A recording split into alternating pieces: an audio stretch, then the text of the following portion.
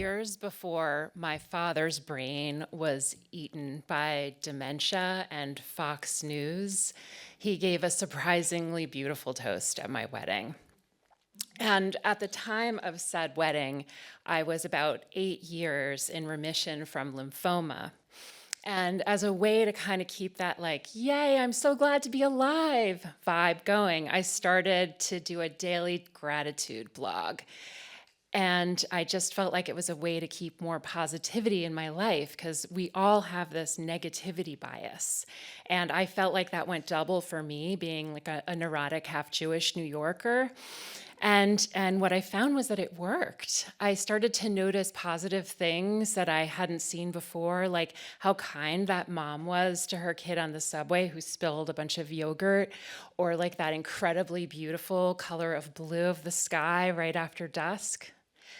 What I didn't expect was that these gratitude lists would also be a way for me to connect with my dad.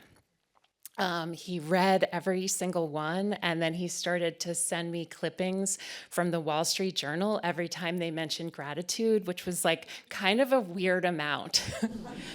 My dad and I had never had an easy relationship. He and my mom got divorced when I was about 2, and though he moved a block away, it felt more like a continent. He was an entrepreneur, which in his words meant that you get to choose which 14 hours a day you work.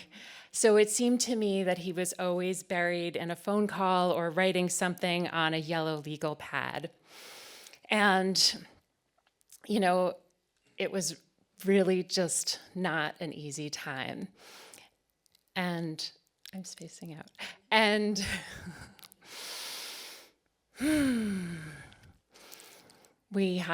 he was really amazing. He was an athlete. He was smart. He was self-made from Brooklyn poor. And one thing he also was that I realized was a narcissist. Non-malignant, but not entirely benign. I was artsy and opinionated, and we would have these arguments, and afterward, I would just sort of be handed my opinions and my sense of self back to me as pulp. And throughout my 20s, we had these horrible arguments.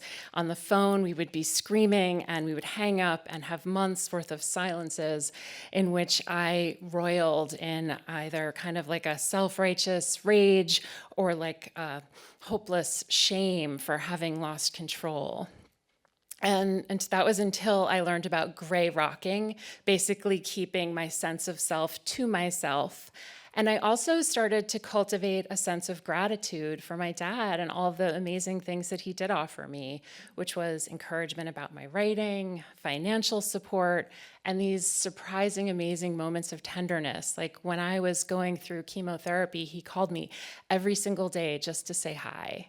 I went through a terrible breakup that everyone else was really glad to see happen. And he was the only one who really offered me a lot of sympathy. And then it seemed that his negativity bias compounded when he started watching Fox News all day, every day, and started saying things like, climate change is a hoax, the New York Times is fake news, and voted for Trump again and again. Despite having 5 daughters, he called the Access Hollywood tape locker room talk. But before that, we had kind of reached a fragile entente for a while at the time of my wedding. And he came up and gave this beautiful speech in the form of a gratitude list as an homage to my lists.